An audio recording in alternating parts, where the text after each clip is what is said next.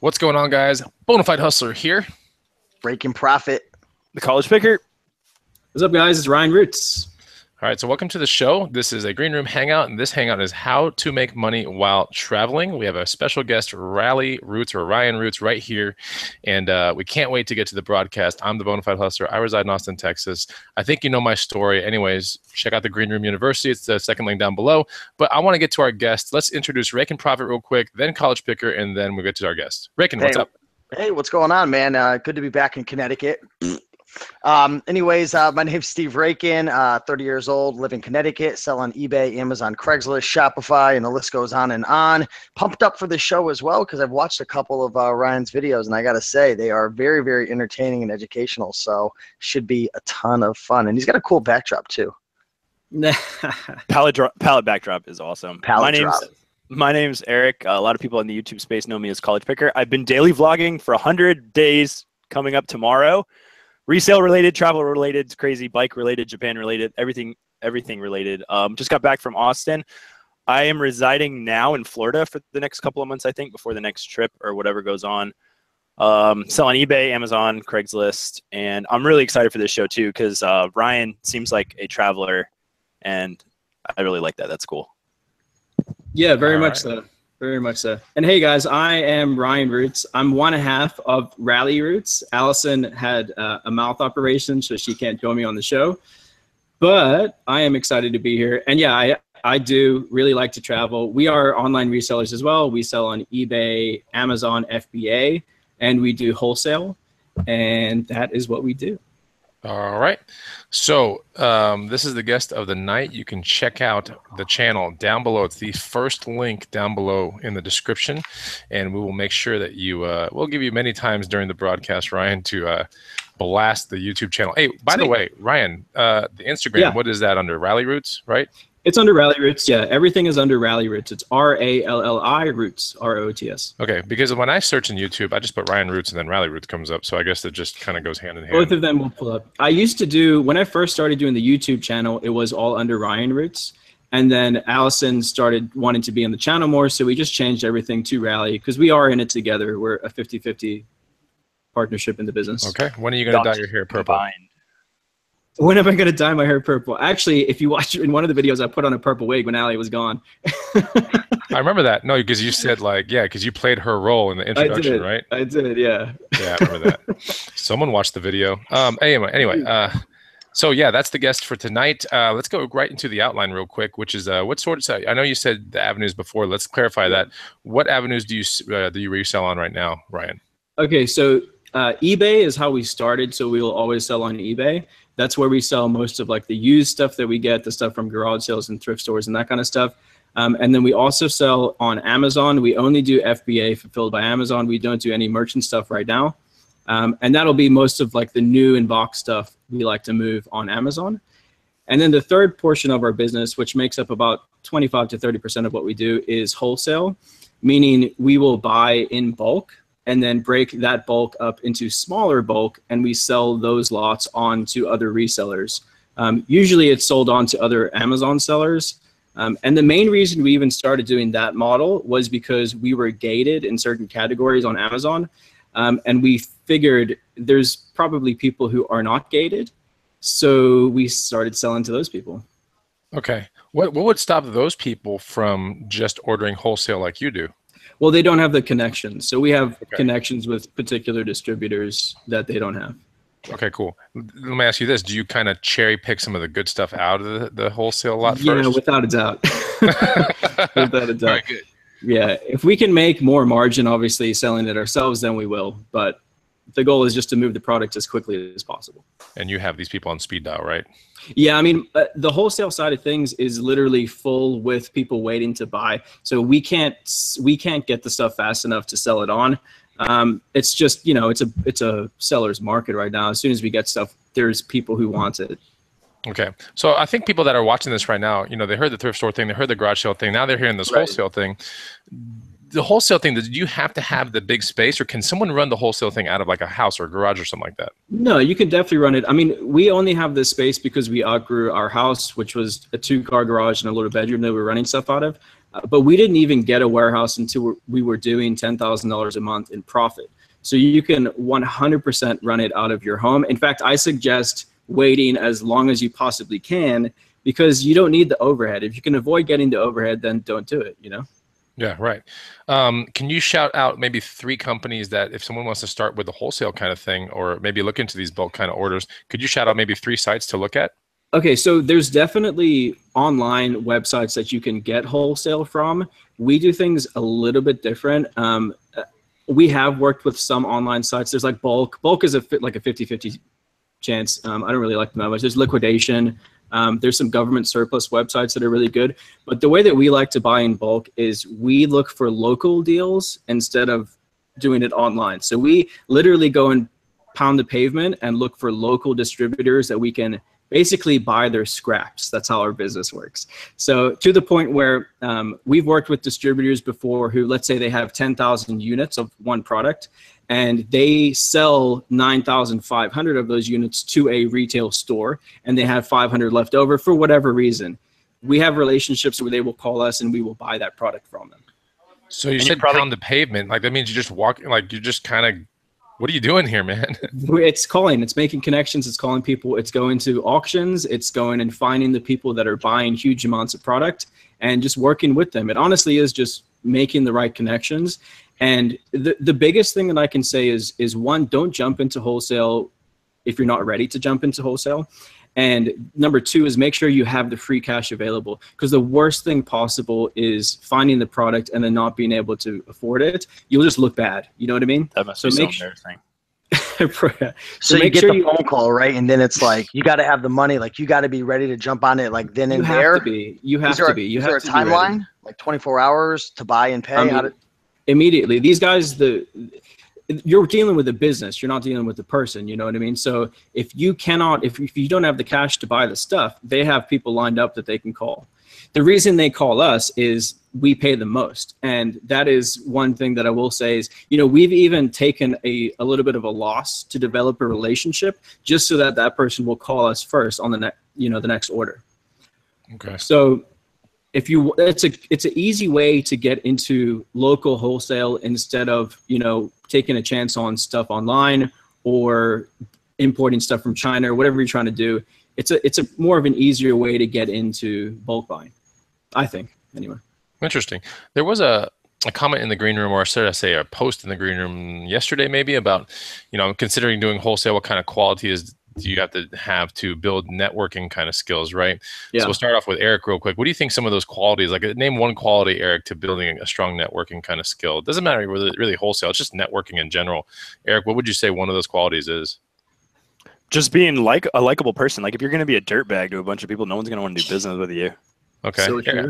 Steve, what about you? I would say presentation and credibility as well. If you present yourself in a professional manner, I think that'll definitely help. Okay. And then let's go with Ryan here. Give us 2 real quick that are not the same that we just heard. I would say you have to know how to negotiate. And probably the biggest tip I can give is you have to ask for the business. The biggest thing that people forget to do is just ask for the business. Can I have the deal? Will you take this amount? Instead of beating around the bush and trying to finesse a deal, just say, hey, here's $5,000. Will you take it? It's pretty simple. Oh, interesting. And I want to shout out Thrifty Treasures, who just super chatted $5 in there. Good stuff. Loving it. Good. Ryan, you might have a secret admirer from this side right here. Let's go. When the show started, it was in the comment feed, and this is kind of funny. And I can joke with Tanya, but she's like, I'm ready for the eye candy. So that's good, right? One of us 4, maybe this is the whole bag of Skittles here. Who knows what's going on? Anyway, it was good to see Tanya at the meetup. Ryan, we should have seen you at the meetup, man. You should have come to our meetup, dude. Was it in Austin? It was in Austin. I love Austin. I really do. We have some good friends out there. We are actually thinking about maybe getting a place out there and spending a few months out of the year. Really? Yeah, Austin's not that good anymore, actually. It's not that good, actually. Yeah, it sucks now. You shouldn't come down here. It just started sucking like 5 seconds ago, actually. I don't know. This garage sales were pretty fire when I was out there. Yeah, this is a terrible town, guys. All you guys out there, like Austin sucks super bad. Florida's where it's at. Like wherever he is, like go move over there. That's where you want to go. So okay, so that's interesting that you do all that kind of stuff. Let's kind of backtrack a little bit and go, where did you and ask the question, where did you get the reselling knack from? Just like the first thing that you were sold, was it like taught from your parents, or you saw someone flip something or a TV show? Where did you get the knack? So actually, let's do this. My very first sale on eBay was when I was 14 years old. And what I sold was, my dad was working in the timeshare industry, selling timeshare, like for resorts, you know, in Orlando. And there were a lot of people that were trying to get out of their timeshare. So my dad wrote it was like a 25-page book on how to get out of your timeshare. And what I did is at 14 years old, I converted it to an ebook. And this was when you could sell ebooks on eBay. And I literally ran auctions selling the book on eBay. And I was making anywhere from $1,000 to $1,500 a month. Oh my God! selling my dad's book, and the best part is he didn't even know I was doing. Oh my God! Plagiarism. Yeah, no, that's awesome. Until he's, you know, obviously a 14-year-old making some money. He was like, "Where are you getting this money from?" And at that point, you know, being a true entrepreneur, my dad was like, just like, "Give me a cut," you know. So but yeah, that was my first experience with eBay, and then I stopped it and finished school, and then went straight into sales. But where the reselling came about from the second time is I had started a social media management company, and that's what my background is in. I've had 3 companies, 2 of them SEO and website design, and then the other one social media management. The last company that I had was social media management, and I built it up to, it was a decent company. We had like 28 employees, 2 offices in Florida, but I was working like 80 hours a week nonstop, and I wasn't even taking a paycheck. I was literally putting everything back into the business, and it was draining the life out of me, literally draining the life out of me, and I just wasn't feeling fulfilled. So Allison was like, you need to do something. Allison's my wife. She was like, you need to do something. You're driving me crazy. So we sold that business we broke even on it, didn't make any money, didn't lose any money. And then we were sitting at home, Allison and I, for like I think it was like 3 months, basically trying to figure out the next move, brainstorming, deciding if we wanted to open another business or how we wanted to do it. And then one Saturday morning, we were literally like, let's just take a couple $100 out to garage sales and see what we can find to sell on eBay. So that's how it started. A Saturday morning, we took $200 out. We spent the entire $200.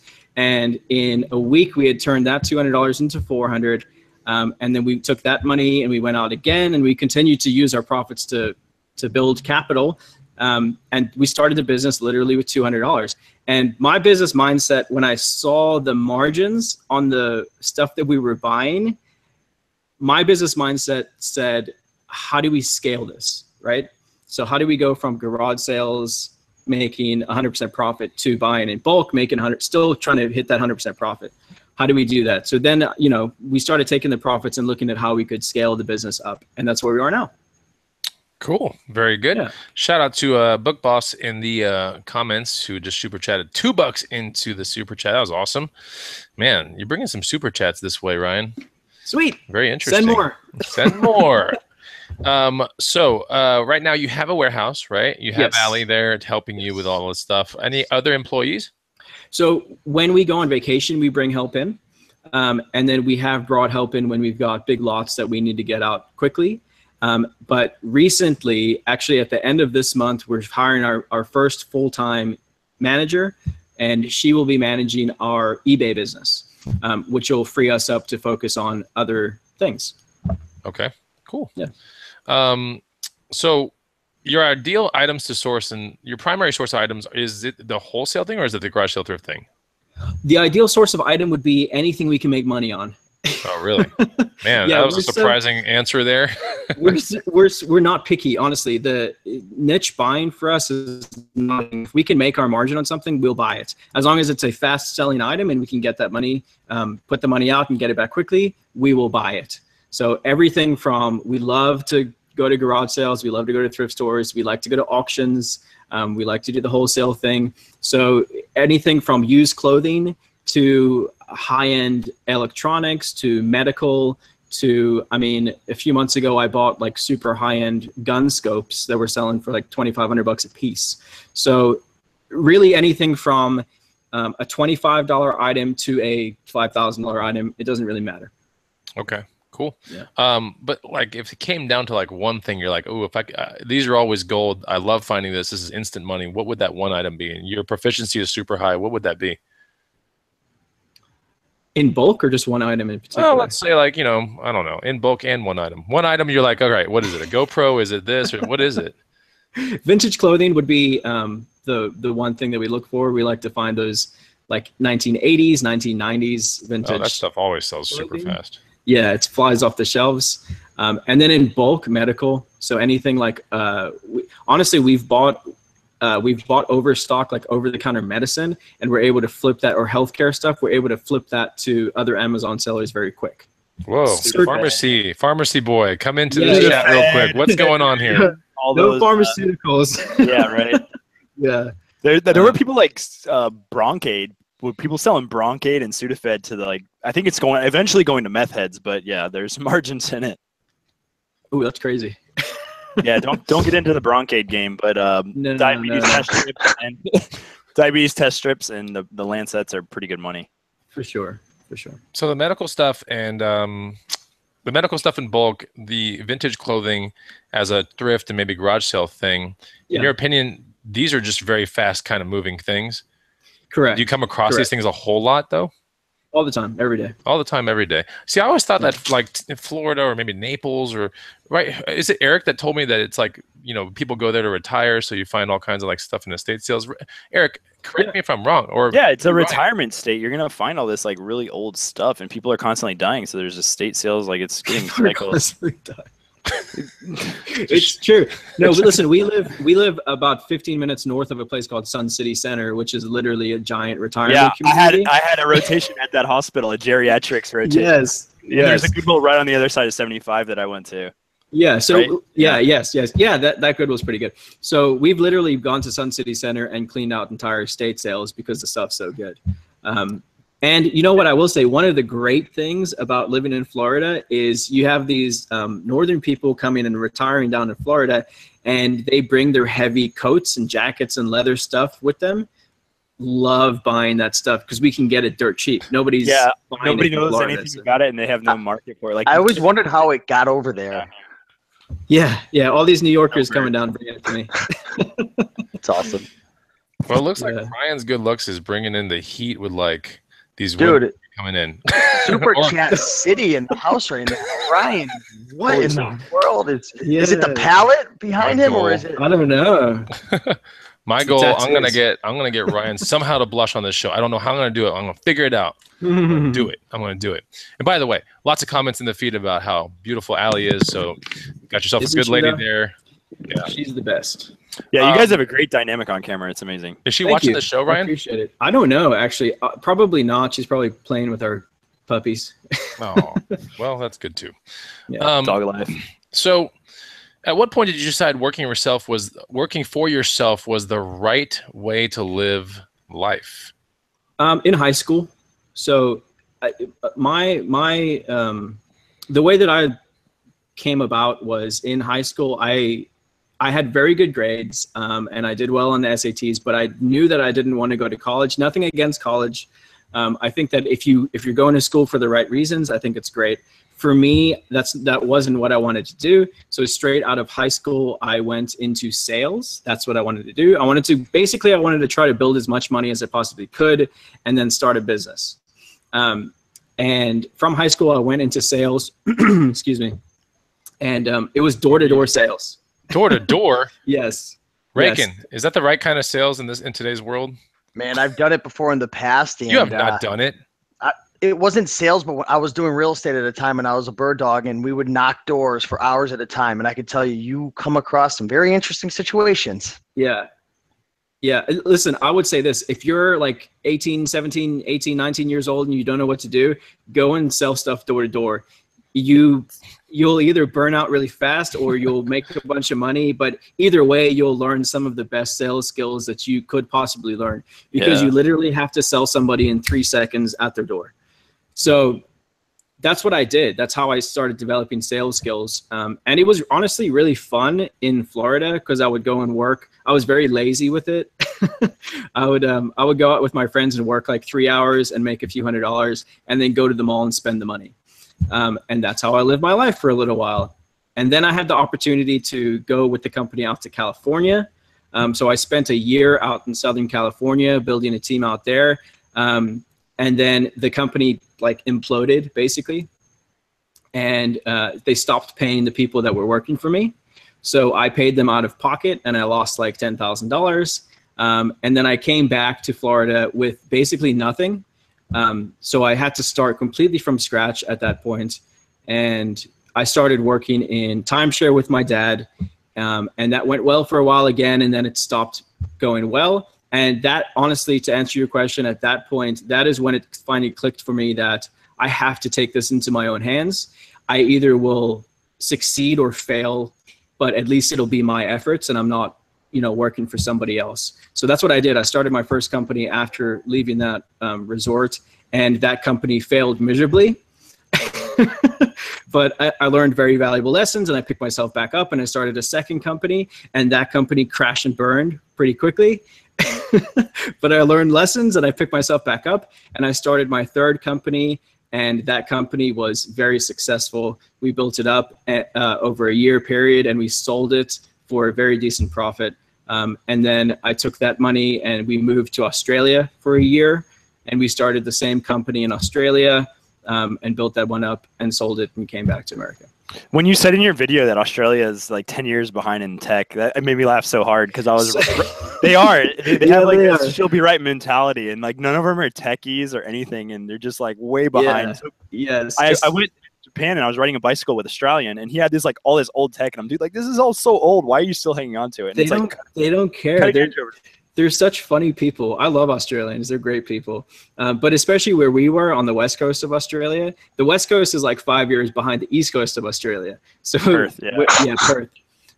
So when we got to Perth, people were like, Google, what's Google? They literally still use the phone. I'm not kidding. So for us, it was easy to come in and say, hey, we can get you on Google. Cool. Well, let's take one little micro break real quick to retouch your YouTube channel, which they can find you at what? Go ahead. It's Rally Roots. Yeah, you can just search Rally Roots on YouTube and you'll see all of our videos. Please go subscribe. We put out videos all the time. And honestly, YouTube has become a lot of fun for me. It's kind of like an outlet. I do all the editing of the videos, and I'm super picky with digital content. So I edit them kind of down to fine tune them a bit. So we do a lot of vlogs and a lot of haul videos and stuff. You got a lot of really well manicured stuff. Your social media I really appreciate your social media. It's really good. That's my background. Yeah, it's good. It's really good. Eric has a very intense front lighting situation going on to where he looks like a ghost. Yeah, I'm in a makeup studio, honestly. College picker Casper going on here. All right. So real quick, go subscribe to his and her channel down below. It's the first link down below in the description right there. So we'll get right back into the we got some questions.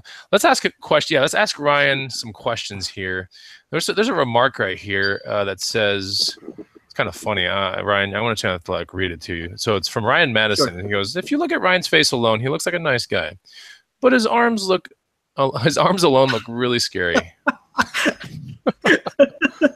They are. That is a mess of a tattoo, right? I even got the elbow done, which never get your elbow tattooed. It's the worst pain you'll ever feel. And shout out to we got another super chat coming in. So the previous super chat was $5 from Lisa Hernandez. Thank you very much. We also have another one that just came in from Dwayne Hale, aka Mothership Products. Good to see you, Dwayne. Says been a while. Great info still. Thank you so much. Go subscribe to Mothership's Products channel. I think if I'm correct, Mothership's Products gets on a show with maybe Glenn and like the other guy from Garage Flips. Maybe I'm mistaken, but go check out that channel, Mothership Products. He's starting to make videos regularly. Okay, and hey, Rakin, We need the special rake and touch to get people to hit the like button somehow. We have 162 people watching right now. I want to see this thing go to 100 and literally, what is the Drake song? 0 to 100 real quick. So we're gonna do like real 0 quick. To real quick. I want it in like 10 seconds, man. I want it in 10 seconds. Everyone hit the like button.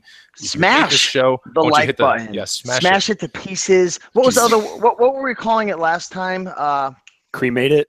Cremate the like button. The like button. Jeez, pulverize that thing, man. We can like take it out to the ocean and just start off, into the ocean. Ryan Madison says today's giveaway will be Chris's white 4Runner. Maybe not. Anyway, but please hit the like button. We're gonna get right back into the interview. And if you have just a question that you got to ask Ryan right now, we'll screen the questions. We'll try to get a couple in there. I'm watching it. Yeah, okay, watch it, Rakin. You better watch that. All right. So anyway, Ryan, I want to see you at the next Green Room Hangout, by the way. I'm down. Absolutely. You gotta be there, man. Bring the wifey, bring the puppies. No worries. Bring the pallets, all that stuff, man. Just bring it. And bring all the people. I wasn't expecting that. Because that's what Eric. Bring all the people's stuff from Florida that are dying right now. Anyway, so let's talk about let's kind of blast through some of these real quick. These questions on the outline because I think they're very important because we're going to eventually end up into the how to make money while you're traveling kind of thing. Do you agree with or disagree with this statement? There are clear benefits to having a job, as in like security. Do you kind of agree with that? No. Sweet. All right. Well, you have to explain that then. It's just a different take on things. A job is saying I'm only worth this amount of money and that's all I will be worth for the rest of my life, and then I die. So I would rather do anything else than have a job at this point. Okay. How'd you meet Allie, your wife? We went to high school together, but we weren't friends. Why weren't you friends? Were you like, okay, what clique were you in? What clique was she in? So Allie was very smart and in band, and she was in like AP honors classes and stuff. And I was in wrestling and advanced weight training, and we were just different people. I was kind of a jock, and she was kind of a band geek. You noticed her back then? Yeah, no, we were friends for a little while. She was always friends with my older brother, and then after like 2 years after high school, we reconnected. But yeah, I was actually at her 16th birthday party. Whoa. Yeah. Cool. Man, is that like the kind of thing where people get shoved in the closet and it's like 10 seconds, 10 minutes or whatever? Anyway, all right. I've been watching too many 80s movies. 10 minutes in heaven. There's a part in Teen Wolf where they do that. Anyone ever seen Teen Wolf? Like yes. One time. Oh, it's a good movie. Anyway, there's a scene in that movie. I know I'm not the only person that's seen this movie where the girl comes out and her like back of her shirt's all shredded up. Anyway, she comes out of the closet. So let's. I probably dated myself just with that one statement. That's okay though. So let's talk about the lifestyle stuff. We're going to go to the really good questions, right, Rakin? Because these are the best questions of all time. Lifestyle, balance, like this is where the travel and the money starts coming in, the fitness, the hobbies. I'm excited. So, yeah, this is what makes, I think, everybody tick. If lifestyle doesn't make you tick, something is absolutely wrong with your life. I'm going to tell you right now. You got to have balance. You have to be chasing a perfect lifestyle. Because if something is, you ever seen the scale when it's like way down in one area, you want that scale to be balanced. You know what I'm talking about. So how important is it to carve out a lifestyle, Ryan, whether it be travel, fitness, hobbies, or? I think it's hugely important. You have to have a balance in life 100%. Having a lot of money and having no life is not the way to live. Having a bunch of money and having no health is not the right way to live. So, and people's goals are different for everybody, but for us, that balance is making sure that we can stay healthy, making sure that we can travel as much as we possibly can, get away, and still make money while we're traveling. And then for us, it's not about making $1 billion. We're not trying to be the next Mark Zuckerberg. And again, if that's what you're trying to do, that's fine. It takes a lot of work and a lot of dedication. For us, we honestly just want to make enough money to be comfortable, and then enough money to travel. That's it. Okay. How many trips do you do a year usually? Do you have like a? Sorry, Rakin. I had to cut. I had a good one, man. It was. Okay. No, you go. No. Okay. My question was gonna be how many trips a year do you take? But let's let Rakin have his question first to see if it's any better than my question. Okay. Well, my buddy and I, we did an exercise the other day because this is a terrible question. People always say, I want to make plenty of money until I'm comfortable, but people don't really know. Like, so I went through an exercise where I wrote down like kind of like a low end life, a medium, and like a high end, like everything I wanted. And I like wrote down all the numbers. Like, have you ever done that exercise? Like, what do you need to live that life? Like, do you have a number in your head? We don't need much, but it's more, what do we want to be able to do the things that we want to do and be able to travel and stuff. And for us, that amount is about $500,000 a year. That way we can still be comfortable and still take care of certain people that we're trying to take care of, and still travel as much as we want to travel. Okay. We have another, these super chats are just flying in here. Superman 847. I've seen this this handle on here many times in the shows. It says, subscriber of all 4 of you, been watching for a long time. Yeah. I just want to thank you for all your great content and advice. It is appreciated. Man, I feel like we're just, this is an extension of our green room meetup, Rakin. Like we just like attracted like all the good people, you know? Yeah. So, but yeah, lifestyle is really important. Travel, fitness, hobbies, etc. Yeah. Hey, let's get to my question, which is clearly better. Which is, how many times a year do you make it a point to do 3 trips a year, 4 trips a year, once a quarter? Like, it's more of a time thing. So we try to take like a minimum of 5 weeks a year to go and travel. This year is a little bit more than that. We'll end up being about 2 months away total. But we try to get away at least a month to 5 weeks a year. Yeah. Okay, that's good. So is that about enough time to keep your brain kind of like, yeah, we're seeing different countries and different places? So the interesting thing about America is that it's one of the only westernized countries that only takes 2 weeks of vacation a year. It's so bad. And if that, and it is, and doing that is incredibly unhealthy. There's a whole bunch of studies done about it. It hurts your heart. You're super stressed out. Honestly, traveling and taking a little bit of time off is so good for your body and your mind, and then you can come back refreshed. But it's just strange to me. Like, for example, in Australia, one of the things that we had to get used to over there was the country literally shuts down for almost the entire month of December. Like, people just don't. Oh, wow. People just take, and then even part-time employees over there, our part-time employees got 4 weeks vacation a year. It's just what you do. It's natural to do that in other countries. In America, we stress ourselves out and we work working hard is great, right? But the way that we like to do things is we like to work as hard as we possibly can and then go and take a week or 2 or 3 and clear our minds and then come back fresh. I think you have to do that to stay sane.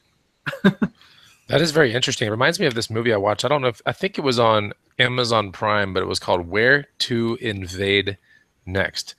I just told my the person that I work out with like last week to watch it. It's called Where to Invade Next. It's a Michael Moore film, and I got to tell you, it'll shed a lot of light with what you just said as just one of the facets that they cover in that show. But it's a movie. It's called Where to Invade Next. Just trust me. You heard it from here. You heard it from me first. It's a badass movie. I'm telling you. But they allude, they don't allude, but they interview some of the Italians, right? And the Italians get like some absurd amount of vacation a year, like some ridiculous amount. And like maternity leave is 5 months. Rakin, did you hear that?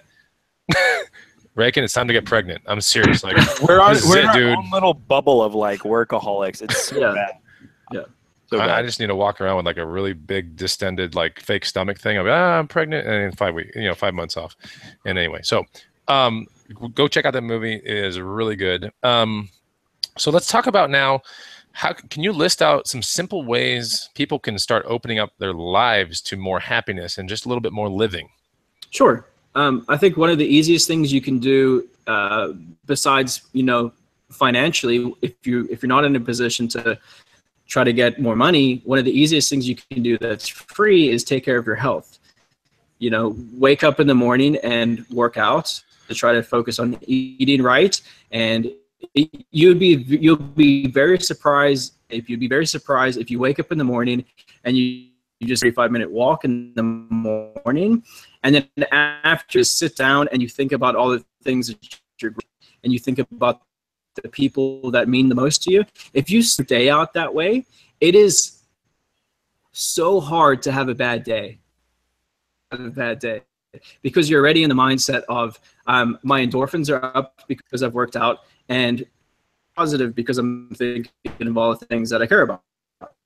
For free, that costs you nothing, Okay. Yeah. So I guess I'm assuming that you start your day off with something physical. Yes or no?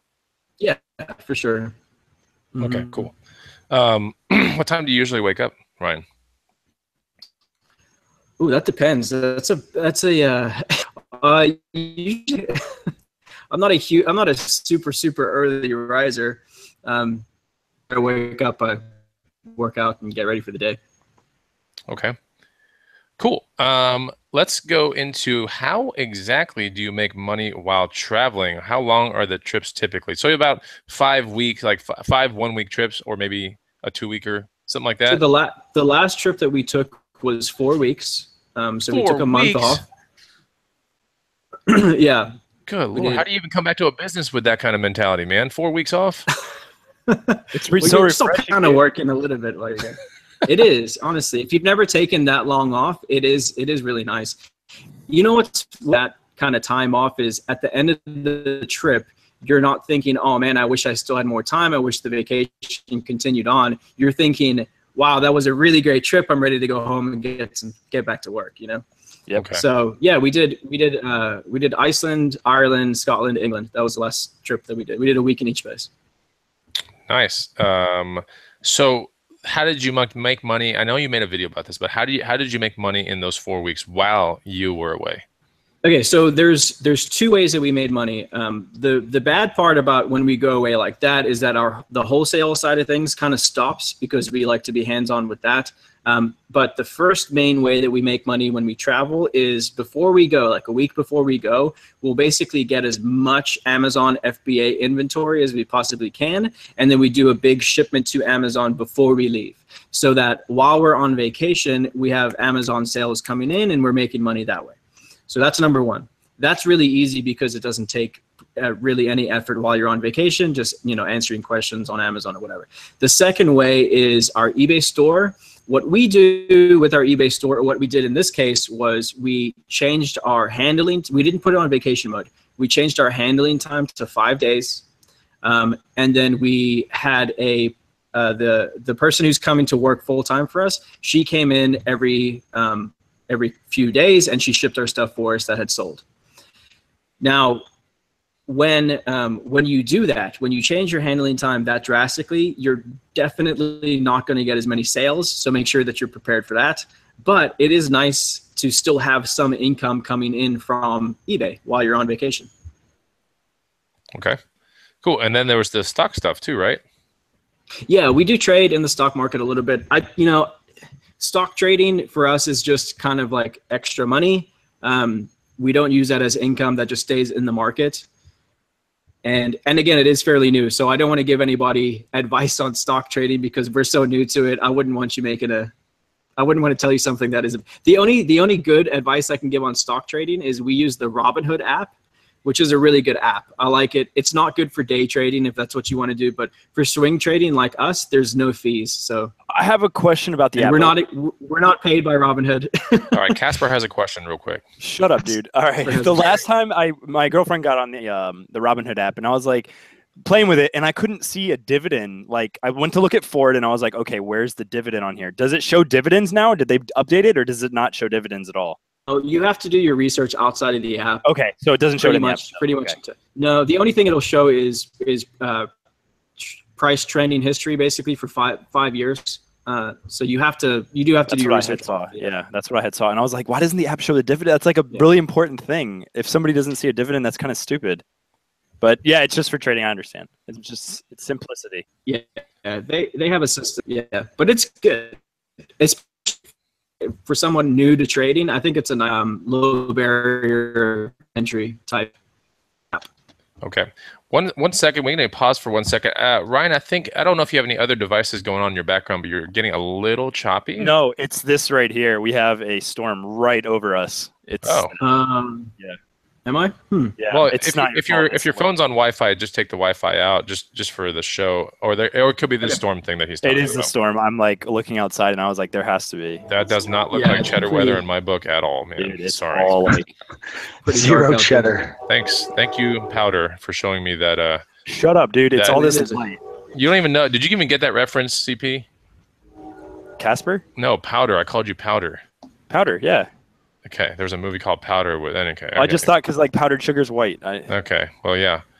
Anyway, what light is that CP? Let's make sure that none of us order that thing. It's a makeup studio, dude. It's like her whole entire makeup studio. What are you doing, man? You are actually at a makeup studio. I told you it's a makeup studio. Look at that. Wow. Eric, I'll give you some of my super chat money if you just put a little bit of lipstick on. Oh. How much super chat money do we need to get for him to put lipstick on? I don't even know what the super chat. This super chat thing is brand new to me. When I came back to the States, I had no idea there was a super chat until today. There's always, see, Ryan, when you come onto a green room show, there's always going to be one moment that like they just troll me. Like, no, it's not that they just troll. It's like the show will start falling apart pretty rapidly. I think we just reached that one part. Okay. That's fine. Anyway, how many likes do we have to get, Eric, to get? Oh, jeez, I knew Steve. I knew Steve was going to figure out something. It's not my lipstick. I'm not going to put on her lipstick. No one's going to know, Eric. They're right here. The show, dude. Okay. We'll keep it. We'll keep it a secret. Yeah, we'll keep it a secret. We'll just establish Reagan has to be 130 likes. Okay. Let's get back to the questions now. 130 likes. I want to hear more about these trips, man. No, we want to see something else. Okay, so let's talk about. You think? Let me ask you this, Ryan. Would you encourage people to look into stock trading, like the swing trading aspect of it? I know you said the Robinhood app. Would you encourage this, or is this kind of like if you got money to kind of like lose, this is the kind of money, or not the money that you're not depending on? Is this kind of how you approach the stock trading aspect of things? I think so, without a doubt. Yeah, listen, stock trading is risky. You know, you could lose everything. That's how it is. So if you're not willing to gamble a little bit, then I would suggest staying far, far, far away from stock trading. From a Dave Ramsey point of view, are you investing this money after your IRA is like maxed out and everything? Is it like, yes, right? It's a responsible trade. It's not like I'm not doing this. Okay, cool. Yes. So it's literally money that I would, the money that we trade with currently is money that the same money that I would use if we went to Vegas. So okay, it's money that we are willing to gamble with. But I do think that there is definitely money to be made in stock trading. And if I had the time to focus on it and learn it the right way, I do feel that I could make a decent amount of money doing it. But it's just not what my focus is, mostly because there's reselling. And for me, taking a product and selling it overnight for 100% gain, it's going to be hard to do that in the stock market repeatedly. And in reselling, that's what we do repeatedly. So I would rather put the money into product for reselling than put it into a stock. Okay. What about digital products and stuff like that? Do you ever make money with digital products? Do you have any kind of ebooks or anything out there that's maybe on Kindle or CreateSpace, any of that kind of stuff? We did a mentorship course with Chris Dunn. He does courses on, and Chris is really big into stock trading as well. He does a lot of stuff with Bitcoin. He's kind of like the expert on Bitcoin trading right now. So we did a course with him, and we took on like 25 students initially, and we helped get them up and reselling and stuff. For me right now, my focus is on putting out as much free content as I possibly can. And then, if we have time to take people on and mentor them, that's what we want to do. In reselling, for me, if you need mentorship, in my opinion, it needs to be something that is almost walking the person hand in hand, not just here's the information. Because with reselling, let's be honest, all of the information is out there. Somewhere. So what you're paying for is the guidance of someone who's done it really well before, right? Access or organization, correct? Yeah, exactly. So, yeah. Let's talk about perfecting that eBay while on vacation. So you don't put vacation mode, you just put the handling time to 5. And was this kind of like an experimentation? Did you ever try vacation mode at first? Did you go to 2-day handling without vacation mode? Yes. And then you realize like paying someone really quickly to come in like once every X amount of days to ship things off. Am I right about that? Yes, you are. Would it be safe to say that your inventory has to be really, really organized for that, right? Yes. How do you organize that stuff? Is it pre-boxed? Is it in bins? Like when the person comes in, how do you make sure that this person has no It's not just sitting there looking for something for an hour. We use the bin system, so we have a whole bunch of bins with letters on it, and then we put the letter in the title. There's easier ways to do it. You can do an Excel sheet and search it that way, but for us, it's easier just to, when we list the item, we put the bin number and letter and number of the item, and then when it sells, it's very easy because it's in the title of the listing for a person to say, okay, that's A23. Let me go to the bin and pull it. So okay. Do you love having a warehouse? I mean, you don't live there, do you? Or do you? No. Okay. No. Well, some people do. I mean, you could. It's a pretty nice space. The pallet comes down. You put the mattress on. It's a decent space. I love having a warehouse. Yeah, I'm the type of person who I don't work well from home, so I need a place to go and work. You know what I mean? And then when I leave the warehouse, my work kind of stops, and I can enjoy my life instead of constantly working. I like that. Yeah. So Raken said, I like that, but then I think Raken, you're not much of a coffee shop kind of guy, or are you? Like, I thought you always work. I go in phases. Like, there's only so much time that I could work at home until the distraction will take over. So like my new thing lately, since a lot of the work I do is directly from the laptop, I'll just drive to different places, like even be in my car, like at the top of a mountain with my laptop connected to my hotspot, just doing work. Like that's awesome. Weird, really, really weird things nowadays just to be, just to make it different and just fun. Just climbing mountains. Hey guys, you know where the top of this mountain is? So Ryan, yes. Quick thing. Let's talk about your warehouse. How big is this thing? When you walk into, what's kind of like the layout? Like, is there a certain section for like chill? Is there like a foosball table somewhere? Is it like inventory everywhere? Here, let me pick the camera up and see if I can kind of show you. Oh, behind the scenes. Here we go. So there's the warehouse. Oh, cool. Couch. Nice. Love that flag. American flag. American flag. I'm a South African American. Nice. So yeah, so the warehouse is 1,450 square feet, something like that. It's not bad. That's pretty good. Yeah, it's a decent space. I mean, it's for what we do with only the two of us or three of us. It's definitely enough space for what we're trying to do. Do the dogs ever come over there and just run around and tear up the place? Yeah, almost every day. Almost every day. Yeah. Cool. So let's talk about now the last 3 places you visited. Oh, actually, I want to backtrack one second. So you did the stock trading thing. You make money while traveling doing the stock trading thing.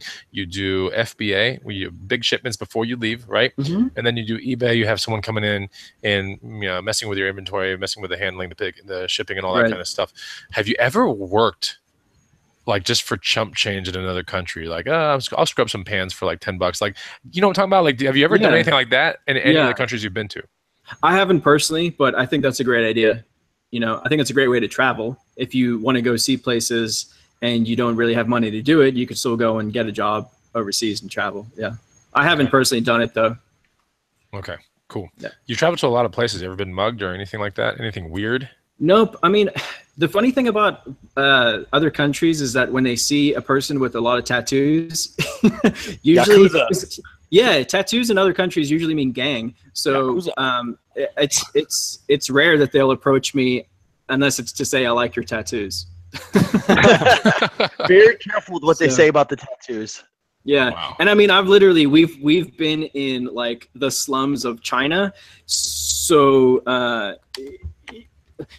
when you travel, to me, it's just not being stupid. Like, don't wear flashy jewelry, don't wear super expensive clothes, and don't be a douchebag. You know what I mean? Like, if you're nice to people and if you're respectful of their culture, they're more than likely will be nice to you as well. Terry Berry says, "Who is gonna F with those arms?" Hey, that's a good compliment, Ryan. I mean, I'm not on your level yet. But I'm getting there. Yeah, man. You come to Austin. Next meetup, I'm not even kidding. We're going to have like HIIT workouts and gym sessions and all kinds of stuff. We ain't messing around for the next one. But still, Austin sucks. Don't move here. So let's talk about, there was one, okay. So let's talk about the last 3 places that you visited. So let's take the 4-week trip as one trip, right? Okay, yeah. What did you learn about, let's talk about what did you learn about the cultures in those places? Are they like fast forward? I mean, if people look at USA, it's like fast forward, like everyone's just like, like going super fast. But you go to some of these other countries like Spain, France, and it's like they're going siestas and everyone's like holding hands and, you know, everyone's chill. What did you notice about these places that you recently visited on that 4-week trip? I would say like Iceland, for example, the people of Iceland are so not money motivated. It is so refreshing. You know what I mean? Like people in other countries, like places like Iceland, they just don't care about how much money you have, you know? And if you go over to those countries and you're like throwing cash around and you're like, oh, I'm this, you know, badass with a whole bunch of money, you won't be respected. That's not what they care about. Oh, wow. Yeah, it's just not the lifestyle that it's not the kind of lifestyles that they look for. So Iceland is amazing. It's incredibly expensive over there. it's crazy expensive. It was like $18 for a beer. What? Yeah, and I'm talking like for just like crap beer. Yeah, for like crap beer. We went to go there. Why'd you go there, man? It's a great destination. Yeah, I mean, you go there. You don't go there to drink. You go there for the scenery. You know, we did the glacier hiking. $18, dude. That's crazy, Ryan. It is. And then the reverse is we went from Iceland to Scotland, which Scottish is get as drunk as you can for as cheap as you can. Jeez. You know what I mean? And I can say that because I'm half Scottish. My dad was born in Glasgow, so. But yeah, Scotland is awesome. Honestly, the trip was amazing. It really was. You just gotta go. You know.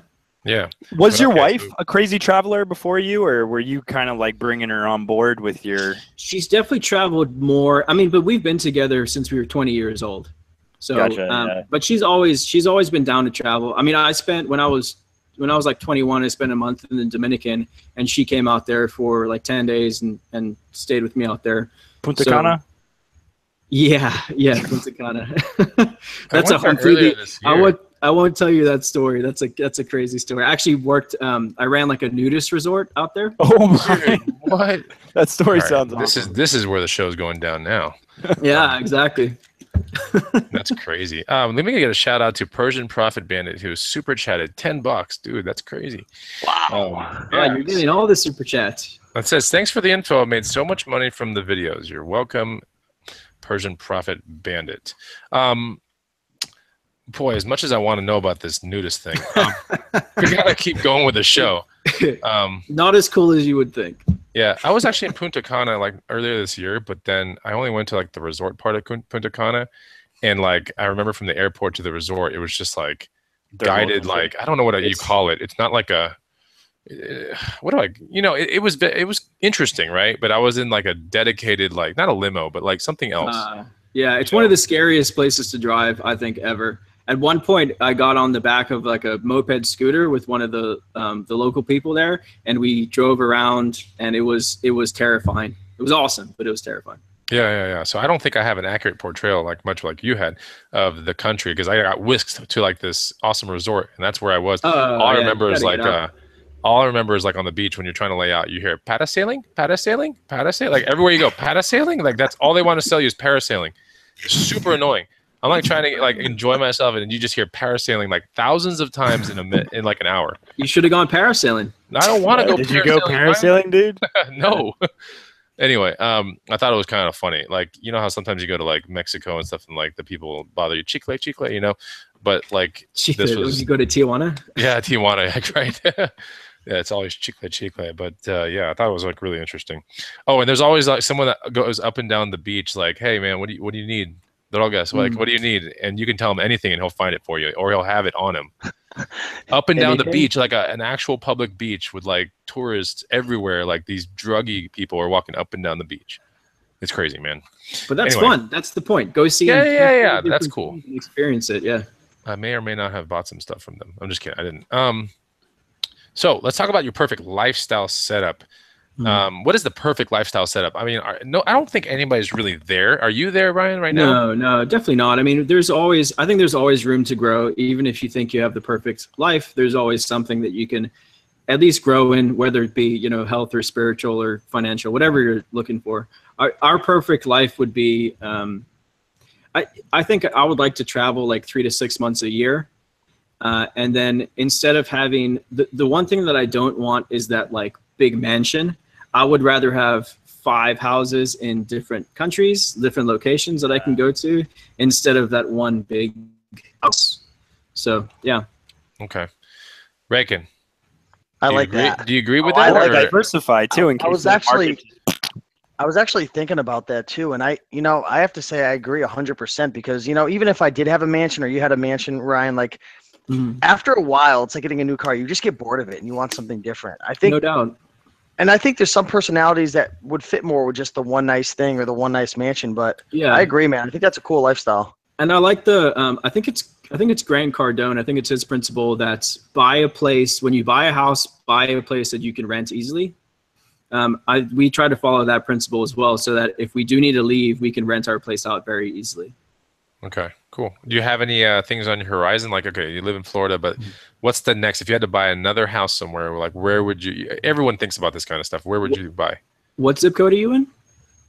This place was terrible, man. Don't go to Austin, bro. Like, seriously, there's 0 pallets here. There's like not ghost town. Yeah, there's no liquidations going on. There's nothing here, man. They have a pallet free zone in the entire city. So you can't even like. There's none of that, man. We have plastic bag bans, and we have pallet bans too. So can't see any of that here, man. I don't know. I mean, I don't know. We're still kind of visiting places. Are you if you're talking about in America? I'm not really sure. We would like to go check out some different cities. We'll be in Savannah this weekend, actually. So if anybody's in Savannah and you want to meet up, let me know. But yeah, I don't know. I really liked Austin though. Texas is cool. Man, oh, dude, that part of like the show right there when you say I really like Austin, man. It's just the tacos. The tacos over there are so good. Tacos are good. Hey, Eric, how many times did we go to Taco Deli in like the 2 weeks? At least 10 times.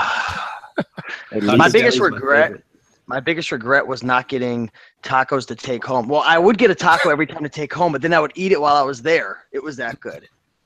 The only thing that Austin doesn't have, or Texas doesn't have, that we have in Florida is Publix. You guys don't know about Publix subs. Publix subs. That's right. That's right. Chicken tender subs, baby. Yeah, I have a Publix I can walk to. Yeah, it's the best sub of any sub. It's like an HEB kind of. It's like their own That's what I heard. Publix was like and they make good subs. Man, Casper coming in with the Publix on that one. All right.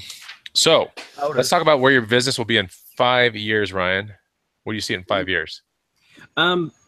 In 5 years, I would like to have the eBay side of things completely self-managed. So running itself from shipping to sourcing, basically. I would like it all managed. I know it's a tough thing to do, but eBay valet without the eBay valet. Pretty much, yeah. So I would like that completely handled. On the Amazon side, I'd like to maybe introduce a few private label products.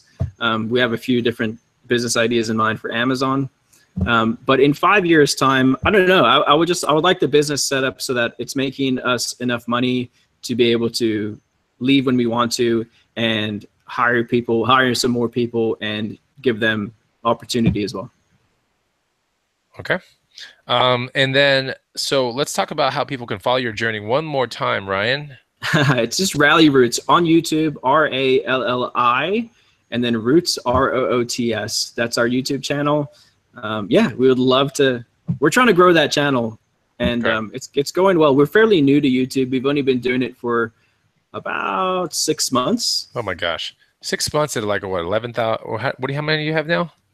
11,000 something. I'm not sure. Rakin, did you hear that? 6 months, 11,000. Dude, they put out good content. It's very manicured. I agree, but nice. It's like Rakin, like we came from like the school of hard knocks, man.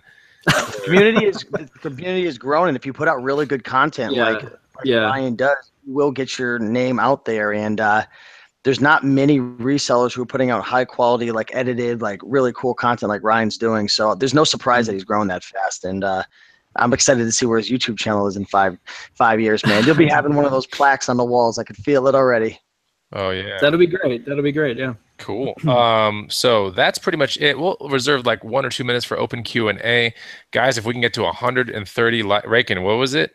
I don't want to put anybody under the bus right now, but Eric agreed earlier that if we get 130 likes, he would put lipstick on, put a dress on, and dance to, what song was it, Chris? The Mambo Number 5. It's an old school song. It's really terrible. Was that a Teen Wolf? You had to just have to put a tiny bit. Like this is your fault, Eric, for being right in front of that like behemoth of a makeup studio thing. Anyway, 22 more likes away. Yeah, I know. Well, let's see if we can get some. Switch the lights off. DP is in the dark. Oh my god. Let me see if I can get some questions in here. Questions. Come on, bring them in. Bring them in. Ryan, can we borrow you for like 2 to 5 more minutes? Is that cool? Of course, yeah. Okay, cool. I want to get a couple questions like straight. Hey, Rakin, by the way, guess what? We blasted through the outline. It's done. Yes. It's a triumph, trust me. Oh, Bicky's Restorations, $5 on Super Chat. Thank you so much. Dude, you get like a world record. You never get Super Chats, and like all of a sudden, like you just got Super Chat blasted. Yeah, well, I mean, I'm going to shout these people out, man. Vicky's Restoration. So hopefully you guys and gals are loving the content. If there's any way we can, hey, and also if you guys have someone else that you want us to interview on, future Green Room shows, please let us know. But here we have Ryan Roots from the Rally Roots channel. It's the first link down below. We'll have to do it again when Allie's feeling better. Yes, we have to. And you can wear that purple wig again. No problem. That's pretty cool. I like how you do your intro. Your intro is very signature. Is that kind of like how you sign your channel now, right? Yes. Yeah. Yeah. I like it. I like it a lot. It reminds me of like Captain Planet or something. Yeah. She reminds me of like a Final Fantasy character or like a cosplay character, like just the way she looks, man. She's a beautiful girl, you know? Thank you. I appreciate it. We do actually cosplay a bit. Oh, do you? Yeah, it's one of the things we love to do. We go to the Comic-Cons and we dress Johnny Cage, right? Yeah, I do Johnny Cage. Yeah. Oh, I could totally see a Johnny Cage with you, man. That's crazy. Yeah. Johnny Cage. I do Johnny Cage. I do Casper. That's right. That's on your Insta, isn't it? Uh-huh. Yeah. Yeah. What was she in that picture though? I remember She and like a few of her friends dress up as unicorns. So they have like the horns and like they wear tutus and stuff. I don't know. They get a lot of attention at the Comic-Cons though. Do you go to like the Tampa Comic-Con? Or do you go to like California? No, we go to as many as we can. I've never been to the San Diego one, and we're gonna miss I think the Tampa Con is in 2 weeks, and we're gonna be in Mexico, so we're gonna miss that one. But our favorite one is in Atlanta. It's called Dragon Con. That's my favorite one to go to. That one is so cool because they literally shut down. It's like almost the entire downtown area, and it's in 5 different hotels downtown, and it's like 150,000 people. It's crazy. What's it called? It's called Dragon Con. Okay, cool. Oh, this is really that sounds awesome right there. That is sick. There you go. Yeah, I do Goku as well. So sick. that is awesome. So fun, dude. Cons are fun. I tell people it's like a less pretentious Halloween party. It's just a bunch of people dressed up, like running around and drinking and having a good time. It is what it is. And you should have some knowledge of like what you're dressing up as, right? Like you wouldn't want to be Panthro from the Thundercats and never watch an episode of Thundercats. Like you gotta know your stuff a little bit, right? For sure, yeah. Okay, cool. So why Johnny Cage? Let me ask you this real quick about the Johnny Cage thing. Do you play Mortal Kombat a whole lot, or did you back in the day? I did. Yeah, I loved Mortal Kombat back in the day. I haven't really played the new one. I played it a little bit, but yeah, Johnny Cage was always my favorite. He had that vicious like sweep kick, like that side kick. You just like punching people in the balls. Oh, that's what Johnny Cage did to Goro. That's right. All right. Can you do the splits? No, I can't do this. And one last super chat from Jack All Britain, $5. Thank you so much. All right, so let me see if I can get a question real quick. I think that might be the end of the show here. Didn't see any questions. I mean, people are just really liking the show and just yeah. A lot of great feedback in the comments. So, Eric, I gotta tell you one thing. You escaped the lipstick. All right, we didn't get to 130 likes. Rakin, we tried. I was pushing hard, but people, I guess they didn't want to see him with lipstick. So we respect that. I mean, I have beautiful red lips as is, so it doesn't matter if I put on lipstick. As a general rule, I'm pretty sure that CP will not do a show from that place again. I can just tell. Dude, I'm going to. Sorry. There's a question for me real quick. Chris, am I going to ACL limits this year? Yes, I am. Lucky. It's amazing. Have you been to ACL, Ryan? No, I haven't. Oh my God, that is amazing. I was telling Eric about it yesterday. I was actually in Austin when it was going on last year. What? I know, and I heard the music from like my friend's condo. Oh, but we didn't get to go. Okay, well, if you end up coming one of the years, let me know. You can crash at my place. Sweet. I'll tell you right now. All right, so that's pretty much it, guys. That's the show. Go check out his channel down below, his and her channel down below. It's the same channel. It's the first link down below. The second link down below is also about the 100 amazing items to resell guide that we have. It's a Green Room University exclusive guide that you can get for free. It's the second link down below. Go check that out. Third link down below is the Green Room University, our video, and telling you what's in the university and everything like that. It was a pleasure, right, Reagan, right, CP, to interview Ryan. Awesome. And we definitely got to get you on when your wife is, for sure, back into working status. Yeah, I really appreciate you guys having me on the channel, by the way. Oh, for sure, man, for sure. I just can't believe you got 11K in 6 months. That's a huge accomplishment. So, guys, let's get this guy to 12K. And my dogs are gonna bark right now when the show's coming to an end. That means it's over. That's so funny. But yeah, we want to see. Maybe we can get you to speak at like the event next year, or something cool like that, Ryan. Sure. We'll get you involved, man. You definitely have that good business mindset. You like to travel. You value lifestyle, which is huge. Not many people really see the light when it comes to lifestyle. Right. And so we definitely want to have both you guys on another show. Maybe we can put on Rakin's channel or College Pickers. All right, man. Sounds good. Sounds Appreciate great, it, Ryan. All right, the like button. We will see you on the next Green Room Hangout. Take it easy. Thanks for having me, guys. See ya. Thank you.